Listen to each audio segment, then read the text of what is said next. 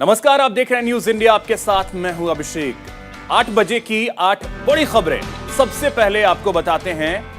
8 बड़ी खबरों में पहली खबर जिसकी बात करेंगे, अमित शाह सोमनाथ के आयोजित सम्मेलन में शामिल होंगे। साथ ही चुनावी तैयारियों की समीक्षा करेंगे गृह मंत्री अमित शाह। दूसरी खबर की तरफ रुख करेंगे तो बात करेंगे ऋषि सुनक की, जो कि ब्रिटेन के अगले प्रधानमंत्री होंगे।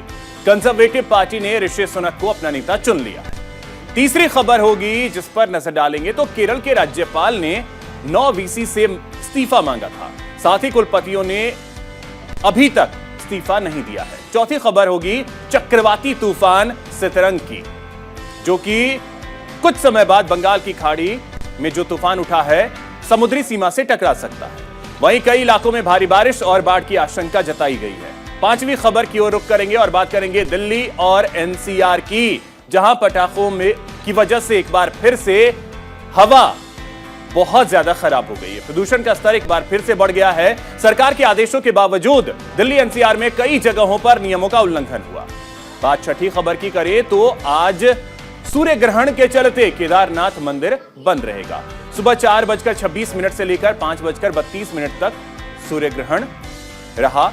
सातवीं खबर होगी जिसकी ओर रुख करेंगे, हिमाचल में बीजेपी कांग्रेस में सीधा मुकाबला। बीजेपी प्रत्याशी परमजीत सिंह आज अपना नामांकन दाखिल करेंगे। वहीं आखिरी खबर जो कि 8वीं खबर होगी जिसकी बात करेंगे, ऑस्ट्रेलिया और श्रीलंका के बीच आज T20 विश्व कप में मुकाबला होगा। पर्थ में ये टीमें आमने सामने होंगी।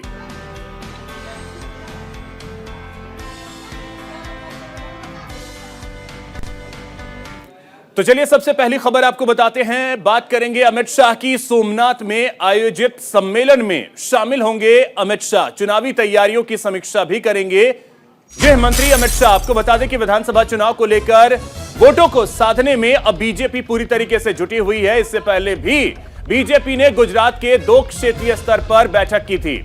गुजरात में साल के अंत में विधानसभा चुनाव होने हैं। ऐसे में केंद्रीय गृह मंत्री अमित शाह ने 24 अक्टूबर को उत्तर गुजरात के जिलों के बीजेपी नेताओं से बातचीत की और चुनाव की तैयारियों की समीक्षा की। वहीं पार्टी पदाधिकारियों ने बताया कि शाह बनासकांठा जिले के पालनपुर शहर के एक मेडिकल कॉलेज में बैठक में शामिल हुए। इस दौरान मुख्यमंत्री भूपेंद्र पटेल और बीजेपी के प्रदेश अध्यक्ष समेत कई नेता मौजूद रहे। बैठक में विधायक, सांसद, पंचायत अध्यक्ष, पार्टी के स्थानीय पदाधिकारी, सहकारी समितियों के प्रतिनिधि समेत उत्तर गुजरात क्षेत्र के बीजेपी नेताओं ने शिरकत की। साथ ही शाह के नेतृत्व में यह तीसरा क्षेत्रीय स्तर का सम्मेलन था। इससे पहले उन्होंने पिछले 2 दिनों में दक्षिण और मध्य गुजरात के क्षेत्रों में वलसाड और वडोदरा में इसी तरह की बैठकों में हिस्सा लिया। आज यानी 25 अक्टूबर को सोमनाथ जिले के वेरावल में आयोजित सम्मेलन में अमित शाह शामिल होंगे। पार्टी के पदाधिकारियों ने बताया कि इन बैठकों का मकसद बीजेपी के लिए 182 सीटों वाली विधानसभा में 150 सीटें जीतने के अपने महत्वाकांक्षी लक्ष्य को पूरा करना है।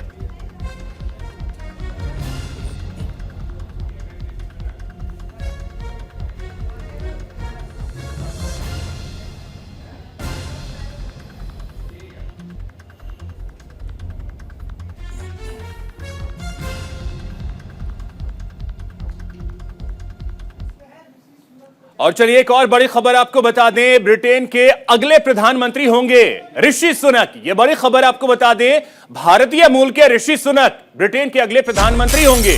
कंजर्वेटिव पार्टी ने ऋषि सुनक को अपना नेता चुन लिया है। आधे से अधिक टोरी सांसदों का साथ मिला है। ब्रिटेन में इतिहास रचने को तैयार है सुनक। महाराजा चार्ल्स तृतीय से मुलाकात करेंगे ऋषि सुनक। चार्ल्स तृतीय की मंजूरी के बाद पीएम बनेंगे। आपको बता दें कि भारतवंशी के हाथ में ब्रिटेन की कमान होगी। लिज ट्रस की जगह ऋषि सुनक लेंगे। ब्रिटेन की कंजर्वेटिव पार्टी के नेता ऋषि सुनक के यूनाइटेड किंगडम के प्रधानमंत्री बनने का रास्ता पूरी तरीके से साफ हो गया है। वो ब्रिटेन के पहले भारतीय मूल के प्रधानमंत्री होंगे।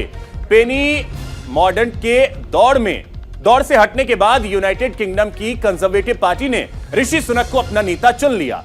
पूर्व प्रधानमंत्री बोरिस जॉनसन ब्रिटेन में पीएम पद की रेस से पहले ही हट गए थे।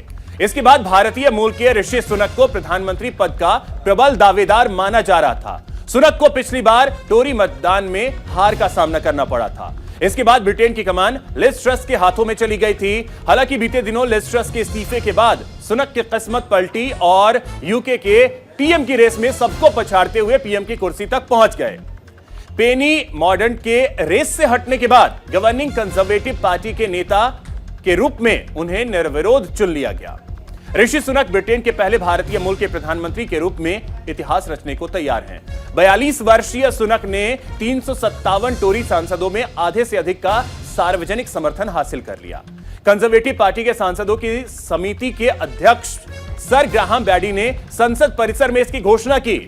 उन्हें केवल एक नामांकन पत्र हुआ, इसलिए सुनक ही यूके पीएम की रेस में सबसे आगे निकले। अब ऋषि सुनक बकिंघम पैलेस में महाराजा चार्ल्स तृतीय से मुलाकात करेंगे।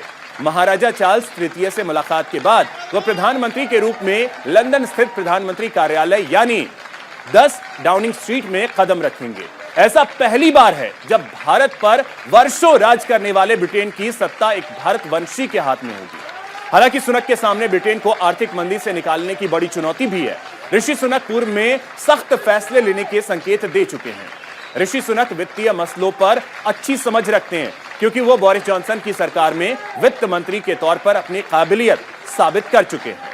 ऐसे में कंजर्वेटिव पार्टी के नेताओं को भरोसा है कि ऋषि सुनक ही मौजूदा हालातों से ब्रिटेन को बाहर निकाल सकते हैं। देखिए, हम लोगों के लिए तो बड़ी खुशी का दिन है। भारत के लिए और भारतीय वर्ग के जो लोग बाहर रहते हैं सबके लिए बहुत खुशी का दिन है।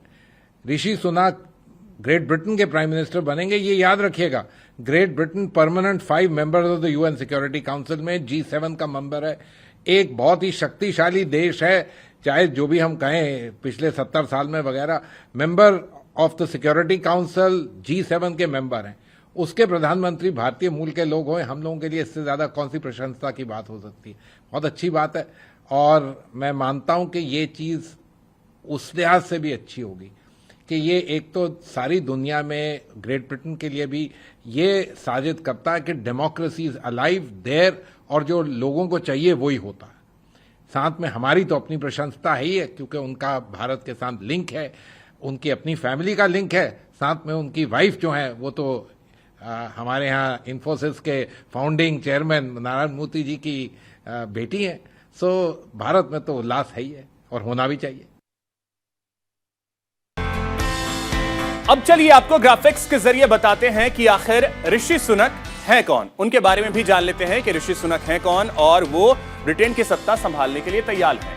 42 साल के सुनक का जन्म ब्रिटेन के साउथहैम्पटन में हुआ था और भारतीय परिवार में उनका जन्म हुआ। पैतृक तौर पर सुनक का ताल्लुक जो है वो पंजाब से है, यानी इनका परिवार जो है वो पंजाब से रिश्ता रखता है और ये पंजाब से ताल्लुक रखते हैं। इसके अलावा सुनक की मां फार्मासिस्ट और पिता डॉक्टर हैं। फार्मासिस्ट मां और पिता जो हैं वो एक डॉक्टर हैं। इसके अलावा अगर बात की जाए, सुनक ने इंग्लैंड के सबसे प्रसिद्ध स्कूलों में से एक विंचेस्टर से पढ़ाई की है। इनकी पढ़ाई जो है वहीं लंदन में विंचेस्टर से हुई है जो कि एक प्रसिद्ध स्कूल है वहां का। सुनक ने आगे की पढ़ाई ऑक्सफोर्ड विश्वविद्यालय से की है, यानी ऑक्सफोर्ड यूनिवर्सिटी से सुनक ने आगे की अपनी पढ़ाई की है। इसके अलावा अमेरिका के स्टैनफोर्ड यूनिवर्सिटी से सुनक ने एमबीए की डिग्री हासिल की है, यानी इन्होंने अमेरिका में भी पढ़ाई की है। स्टैनफोर्ड यूनिवर्सिटी गए, वहां से एमबीए की। यहीं उनकी मुलाकात अपनी पत्नी अक्षता मूर्ति से हुई। अक्षता से मुलाकात इनकी अमेरिका में हुई और उसके बाद इन्होंने शादी की अक्षता से। अक्षता इन्फोसिस के सह संस्थापक नारायण मूर्ति की बेटी हैं। तो आप अंदाजा लगाइए कि भारत से कितना गहरा रिश्ता है इनका। सुनक जो कि सत्ता संभालने वाले। इसके अलावा सुनक ने अक्षता से 2009 में शादी की और इनकी 2 बेटियां हैं। ये परिवार इनका पत्नी और 2 बेटियां। सुनक 2015 में रिचमंड यॉर्कशायर से संसद सदस्य बने। ये 2 एरिया जहां से ये संसद के लिए चुनकर आए। तो ये स्थिति रही है इनके बारे में। 2020 में ब्रिटेन का वित्त मंत्री इन्हें बनाया गया। यही वो फैसला रहा जो इनके पक्ष में गया, क्योंकि ये कड़े फैसले लेने के लिए जाने जाते हैं। इसके संकेत भी इन्होंने दिए हैं। कोरोना के लॉकडाउन में सुनक ने नौकरियां बचाने के लिए राहत पैकेज तैयार किया। कोविड काल जो रहा, इस दौरान ब्रिटेन को जैसे इन्होंने संभाला, ये इनके पक्ष में गया। वित्त मंत्री के तौर पर सुनक के काम की पूरे ब्रिटेन में सराहना हुई। ब्रिटेन में जो काम इन्होंने किया वित्त मंत्री रहते हुए, वो इनके पक्ष में गया और यही वजह रही कि आज वो प्रधानमंत्री बनने वाले हैं। ये स्थिति उनके पक्ष में आई है जो वित्त मंत्री के तौर पे उन्होंने काम किया। अब चलिए एक बड़ी खबर आपको बता दें, केरल के राज्यपाल ने वीसी 9 वीसी से इस्तीफा मांगा था। यह बड़ी खबर आपको बता दें, कुलपतियों ने अभी तक अपना इस्तीफा नहीं दिया है। राजभवन ने कारण बताओ नोटिस जारी किया। 9 वीसी जिनसे इस्तीफा मांगा था केरल के राज्यपाल ने, और अभी तक इन्होंने अपना इस्तीफा नहीं दिया है। यह बड़ी खबर आपको बता दें, नोटिस जारी किया गया था। कोर्ट ने कुलपतियों को पद पर बने रहने का आदेश दिया। यह बड़ी खबर आपको बता दें, केरल के राज्यपाल आरिफ मोहम्मद खान ने सुप्रीम कोर्ट के आदेश के मुताबिक 9 कुलपतियों को 24 अक्टूबर को सुबह 11:30 बजे तक सम्मानजनक रूप से इस्तीफा देने के लिए कहा था, लेकिन कुलपतियों ने अपना इस्तीफा नहीं दिया। इसके बाद राजभवन ने 3 नवंबर से पहले सभी वीसी को कारण बताओ नोटिस जारी किया है। दूसरी ओर केरल हाईकोर्ट ने अब कहा है कि जब तक खान जो कुलाधिपति हैं अंतिम आदेश जारी नहीं करते हैं, तब तक कुलपति कानून के तहत नियमों के पूर्ण अनुपालन में कुलपति अपने पदों पर बने रहने के पात्र हैं।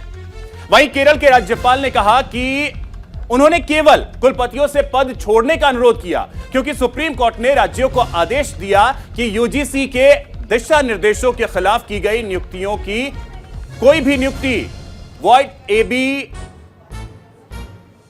इनिशियो मानी जाएगी, यानी कि नियुक्ति के दिन से अवैध मानी जाएगी। सुप्रीम कोर्ट ने कहा है कि चयन और नियुक्ति की प्रक्रिया पहले दिन से अवैध थी। सुप्रीम कोर्ट ने कहा कि नियुक्ति वैध नहीं थी। संविधान को बनाए रखना मेरा कर्तव्य है। यह मेरा कर्तव्य है कि मैं सुप्रीम कोर्ट के फैसले को बरकरार रखूं। राज्यपाल के रूप में मैंने केवल वीसी को सम्मानजनक रूप से बाहर निकलने के लिए कहा था।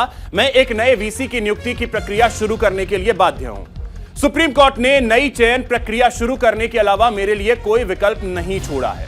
केरल के राज्यपाल आरिफ मोहम्मद खान ने 23 अक्टूबर को राज्य के 9 विश्वविद्यालयों के कुलपतियों के इस्तीफे की मांग की थी। राज्यपाल का फैसला हाल ही में सुप्रीम कोर्ट के उस आदेश के बाद आया जिसने विश्वविद्यालय के अनुदान आयोग यूजीसी के नियमों के विपरीत एपीजे अब्दुल कलाम प्रौद्योगिकी विश्वविद्यालय के कुलपति की नियुक्ति को रद्द कर दिया था।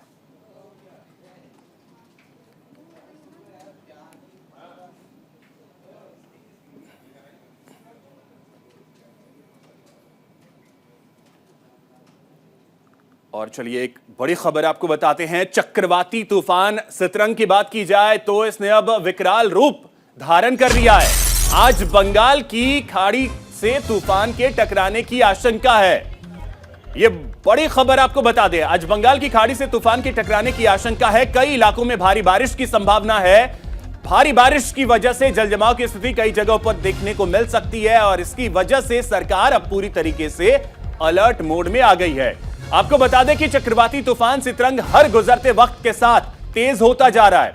दिवाली की मध्य रात्रि में तूफान की तरंगे टिंकना द्वीप और बारिसल के करीब बांग्लादेश तट को पार किया। 25 अक्टूबर यानी कि आज सुबह यह बंगाल और बांग्लादेश तट पर टकराने की आशंका जताई गई है। इससे बंगाल के कई इलाकों में तेज हवाएं और भारी बारिश की संभावना है। बंगाल में तूफान के मंडराते खतरे को देखते हुए मुख्यमंत्री ममता बनर्जी समेत प्रशासन पूरी तरीके से अलर्ट है। पश्चिम बंगाल की मुख्यमंत्री ममता बनर्जी ने कहा, तूफान सितरंग को लेकर आईएमडी ने अलर्ट जारी किया है, जिसमें 25 अक्टूबर को भारी बारिश की संभावना जताई गई है।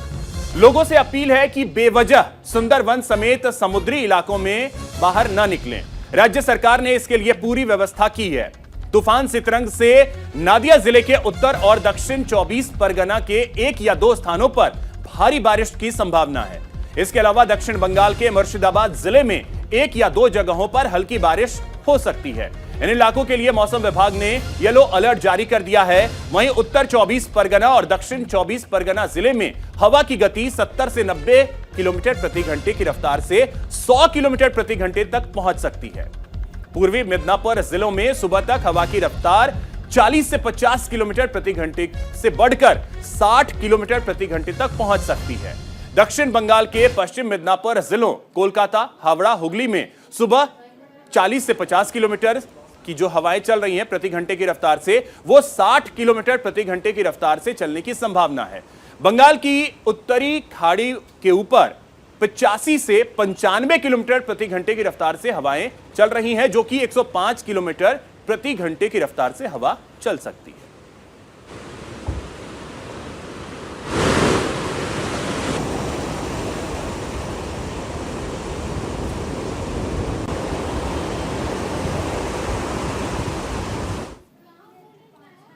तो बंगाल में तूफान का कहर और दिल्ली एनसीआर में वायु प्रदूषण का कहर। बड़ी खबर आपको बता दें, दिल्ली एनसीआर में पटाखों के कारण एक बार फिर से प्रदूषण बढ़ा है। आतिशबाजी के कारण एक्यूआई की स्थिति बहुत खराब हो गई है। दिल्ली एनसीआर में कई जगहों पर नियमों का उल्लंघन हुआ है। प्रशासन और सरकार ने अलर्ट जारी किया था, बावजूद इसके पटाखे फूटे और इसकी वजह से हवा एक बार फिर से प्रदूषित हो गई है। नोएडा और ग्रेटर नोएडा में 23 अक्टूबर को एक्यूआई काफी बेहतर था, लेकिन 24 अक्टूबर की सुबह के बाद से यह स्थिति खराब होने लगी और आज की अगर बात कर ली जाए तो यह खतरनाक स्तर पर पहुंच गई है। दिवाली पर होने वाली आतिशबाजी से एक्यूआई के खराब होने की आशंका थी और ऐसा ही हुआ भी है। दिल्ली पर अब की बार, क्योंकि हर बार से पटाखे अब की बार कम छूटे हैं, लेकिन फिर भी जो हवा में पोल्यूशन है वो काफ़ी ज़्यादा है। पटाखे छूटे हैं, पटाखे कितने छूटे? पटाखे छूटे हैं लेकिन कुछ परसेंटेज कम है अब की बार, क्योंकि काफ़ी रोक के बाद लोग अभी थोड़ा सा जागरूक हुए हैं। और फिर भी है पोल्यूशन है। मॉर्निंग वॉक करने जाने में थोड़ा सा सांस में प्रॉब्लम हो रही है।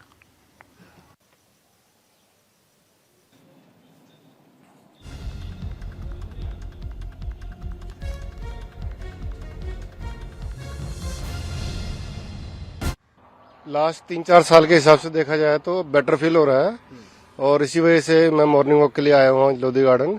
नहीं तो पहले ऐसा पॉसिबल नहीं था कि दिवाली जाए और 3-4 दिन तक हम घर से बाहर वॉक करने के बारे में सोचे भी।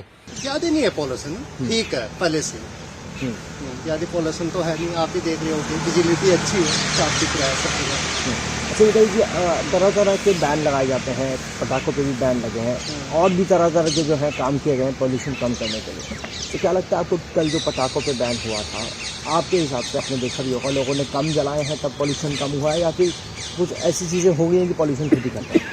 नहीं, कुछ बीच में बारिश हुई इससे भी पॉल्यूशन कम हुआ, कुछ पटाखों में बैन लगा इससे भी पॉल्यूशन में थोड़ा कम ही आया। तो क्या स्थिति इस बार पहले से मच बेटर है, क्योंकि फायरवर्क्स कम जला है और भी बहुत कुछ हुआ है, लेकिन पहले से बेटर है। अच्छा, हाँ, हम मान सकते हैं फायर क्रैकर्स जो है बैन लगे थे और भी बहुत तरीके हैं हम लोग जो आजमा रहे हैं, हम लोग अपना रहे हैं। तो क्या आपको लगता है कि पटाखे कल जो कम जले हैं दिवाली से, उससे कुछ फर्क पड़ा है? ये तो कैसे कह सकते हैं, लेकिन कुछ तो फर्क पड़ा ही होगा। यहाँ तो नहीं, कम है, यहाँ नहीं है ज़्यादा, क्योंकि मैंने कल भी गूगल से पता करा था तो वो 155 के करीब आ रहा था और अभी मैंने देखा नहीं है। बट मेरे यहाँ मतलब कोई महसूस नहीं हो रहा कि कोई स्मॉग है या स्मोक है, ऐसा कुछ नहीं है।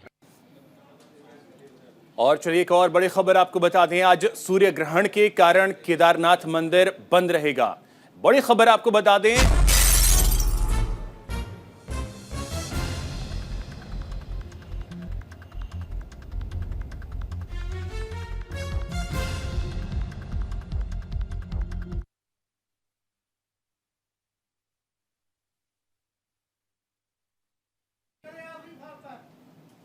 तो आपको बता दें कि केदारनाथ मंदिर बंद रहेगा। साल का आखिरी सूर्य ग्रहण आज है, इसकी वजह से मंदिर के कपाट जो हैं वो बंद रहेंगे। उत्तराखंड के चारों धाम सहित छोटे बड़े मंदिर जो हैं वो बंद रहेंगे। पंचांग गणना के हिसाब से आज सूर्य ग्रहण। एक और बड़ी खबर आपको बता दें, हिमाचल में बीजेपी और कांग्रेस में सीधा मुकाबला। ये बड़ी खबर आपको बताएं, सोलन में बीजेपी कांग्रेस के नेता आज नामांकन दाखिल करेंगे। तो नामांकन दाखिल करने की प्रक्रिया चल रही है और बीजेपी और कांग्रेस के बीच हिमाचल में सीधा मुकाबला है। बीजेपी प्रत्याशी परमजीत सिंह आज अपना नामांकन दाखिल करेंगे। सीएम जयराम ठाकुर इस दौरान मौजूद रहेंगे।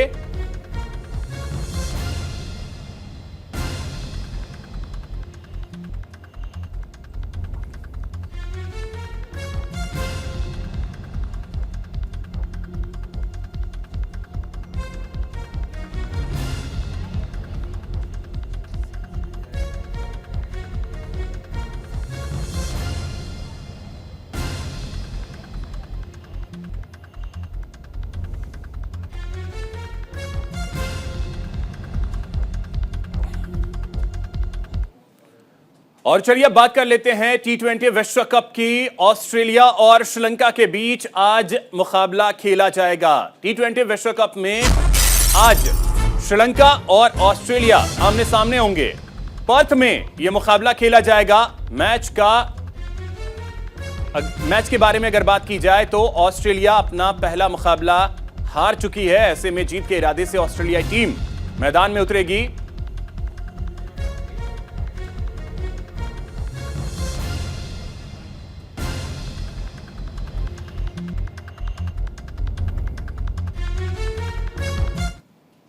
इसी के साथ इस बुलेटिन में फिलहाल इतना ही। नमस्कार।